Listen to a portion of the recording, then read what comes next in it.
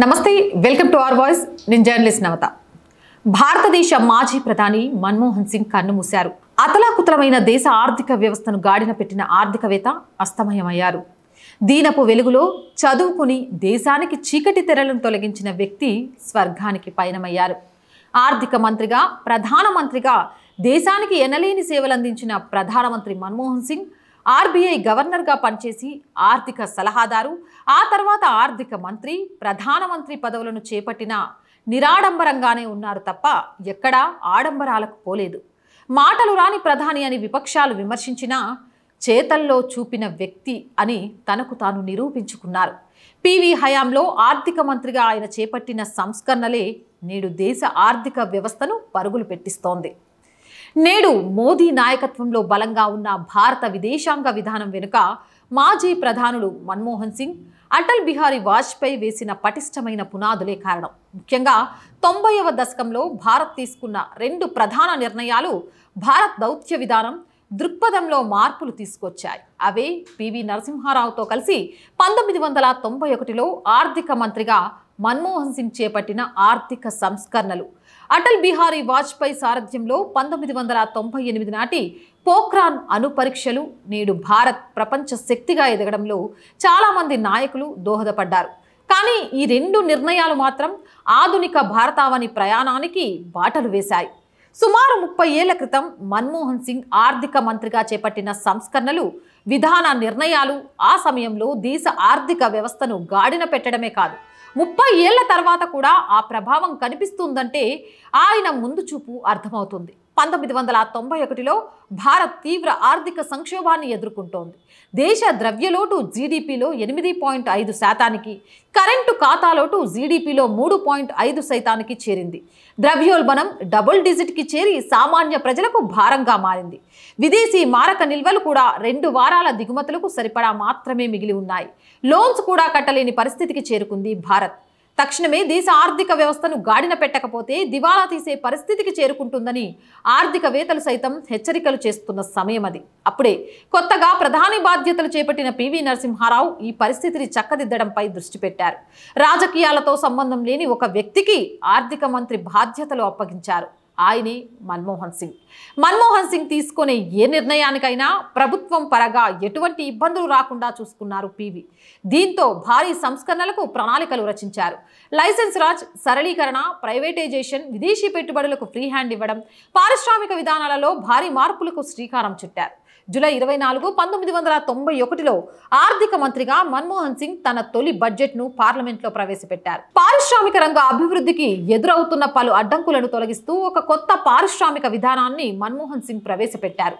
పరిశ్రమలకు విదేశీ పెట్టుబడులకు సంబంధించి అప్పటి వరకు ఉన్న లైసెన్స్ రాజ్ విధానాన్ని దూరం చేస్తూ కొన్ని కీలక మార్పులకు శ్రీకారం చుట్టారు అప్పటి వరకు చాలా రంగాల్లో ప్రభుత్వ రంగ గుత్తాధిపత్యానికి ఈ విధానం తెరదించింది దేశ భద్రతను దృష్టిలో ఉంచుకొని కొన్ని రంగాలకు మాత్రమే ప్రభుత్వ రంగ గుత్తాధిపత్యం పరిమితం చేశారు దాన్ని సవరిస్తూ ఆటోమేటిక్ పద్ధతిలో 51% వరకు విదేశీ ప్రత్యక్ష పెట్టుబడులకు అనుమతినిచ్చారు అంతకుముందు ఈ పరిమితి 40%గా ఉండేది ఇవే కాకుండా ఎగుమతులకు ఊతమిచ్చేందుకు కొత్త వాణిజ్య విధానాన్ని కూడా ప్రవేశపెట్టారు సులభతర వాణిజ్య విధానానికి కూడా చర్యలు తీసుకున్నారు మన్మోహన్ ఆర్థిక సంస్కరణల తర్వాత భారతదేశ ఆర్థిక వృద్ధి వేగంగా పెరిగింది అప్పటి వరకు దేశ ఆర్థిక వృద్ధి రేటు 3% ఉండగా సంస్కరణల తర్వాత 6 నుంచి 7%కి చేరుకుంది దీంతో పాటు దేశంలో విదేశీ పెట్టుబడులు గణనీయంగా పెరిగాయి వివిధ రంగాల్లో ఉద్యోగాల సంఖ్య పెరిగింది ఐటీ మ్యానుఫ్యాక్చరింగ్ టెలికమ్యూనికేషన్ రంగాల్లో చాలా అవకాశాలు వచ్చాయి ప్రస్తుతం ఉన్న ఐటీ రంగ అభివృద్ధికి అప్పటి నిర్ణయాలే పునాదులుగా నిలిచాయి ఈ సంస్కరణల వల్ల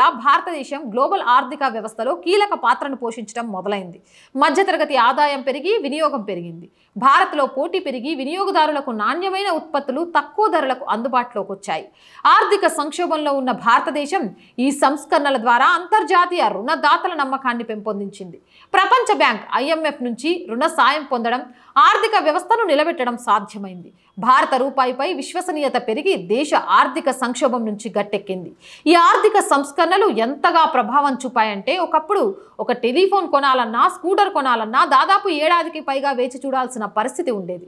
లైసెన్స్ రాజు వల్ల ఏర్పడిన మోనోపాలీతో ఖచ్చితంగా తమ ఉత్పత్తులనే కొంటారనే భావనతో కంపెనీలు కూడా భారీ ధరలను పెట్టేవి. డబ్బులు ఇచ్చినా కూడా వస్తువు డెలివరీ కావాలంటే ఏడాది కాలం పట్టేది. కానీ ఇప్పుడు అలా లేదు. ఏదైనా వస్తువు కొనాలంటే క్షణాల్లో జరిగిపోతుంది. అందుకు ప్రధాన కారకుడు నాడు మన్మోహన్ సింగ్ ప్రవేశపెట్టిన బడ్జెటే. ఇక ప్రధానమంత్రిగాను ఆయన ఎనలేని సేవలు చేశారు. పోఖ్రాన్ అణుపరీక్షలు నిర్వహించిన తర్వాత పాశ్చాత్య దేశాలు భారత్ని దూరం పెట్టసాగాయి. మన దేశంపై ఆంక్షలు విధించడం, ఇతరాత్ర విషయాల్లో ఇబ్బందులకు గురి చేయడం జరిగింది. దీన్ని పూర్తిగా రూపుమాపేందుకు ప్రధానిగా ఉన్న మన్మోహన్ సింగ్ చర్యలు చేపట్టారు.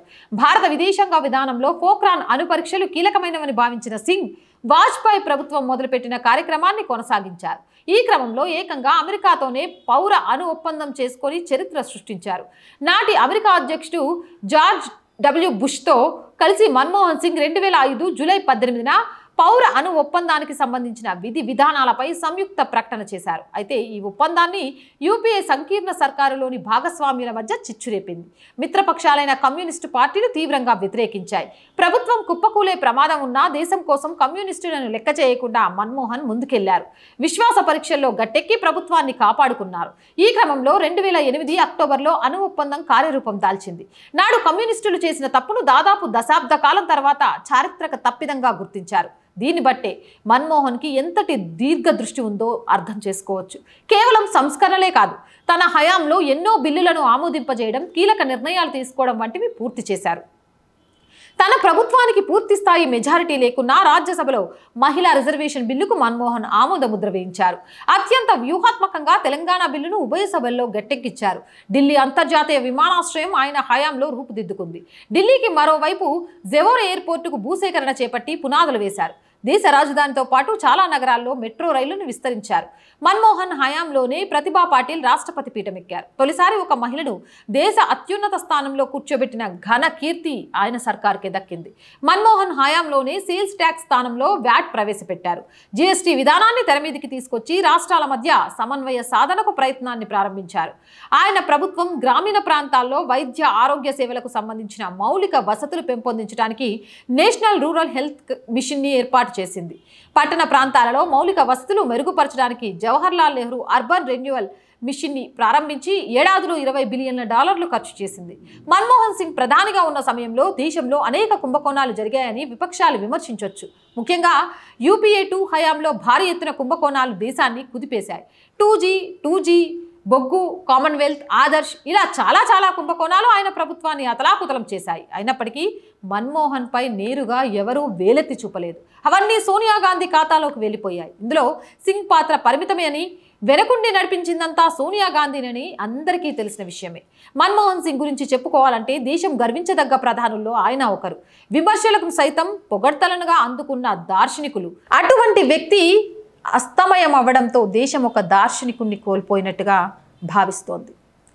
మన్మోహన్ సింగ్ గారు స్వర్గస్థులైన సందర్భంగా మన్మోహన్ సింగ్ గారి గురించి ఆర్ వాయిస్ ప్రత్యేక కథనం ఇది. దీనిపై మీ అభిప్రాయాన్ని కామెంట్ సెక్షన్లో తెలియజేయండి. మోర్ వీడియోస్ కోసం ఛానల్ వెంటనే సబ్స్క్రైబ్ చేయండి. ఆర్థికంగా ఆర్ వాయిస్ ఛానల్కి చేయుతగా నిలవండి. మీరు చేసే చిన్న సహాయమైన ఈ ఛానల్ అడుగులు ముందుకు పడడానికి అవి ఎంతగానో ఉపయోగపడతాయి. ఆర్థిక సహాయం చేయాలి అనుకునే వారు సబ్స్క్రిప్షన్ పక్కనే జాయిన్ అనే బటన్ ఉంటుంది. 1 to 5 లెవెల్స్ ఉంటాయి. ఏదో ఒక లెవెల్లో సపోర్ట్ చేయండి. స్క్రీన్ మీద గూగుల్ పే, ఫోన్పేతో పాటు అకౌంట్ డీటెయిల్స్ కూడా ఉంటాయి.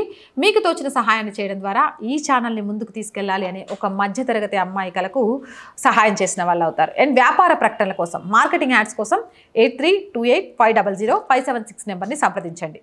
ప్రజా సమస్య ఏదైనా మీ గొంతుకను మా గొంతుకగా వినిపించడానికి ఆర్ వాయిస్ ఎప్పుడూ సిద్ధంగా ఉంటుంది. ప్రభుత్వానికి ప్రజలకు వారధిగా ఉండాలి అనేదే ఈ ఛానల్ యొక్క ముఖ్య ఉద్దేశం. ప్రజా సమస్య ఏదైనా సరే 8328500576 నెంబర్కి వాట్సాప్ ద్వారా తెలియజేయండి. జై హింద్, జై భారత్.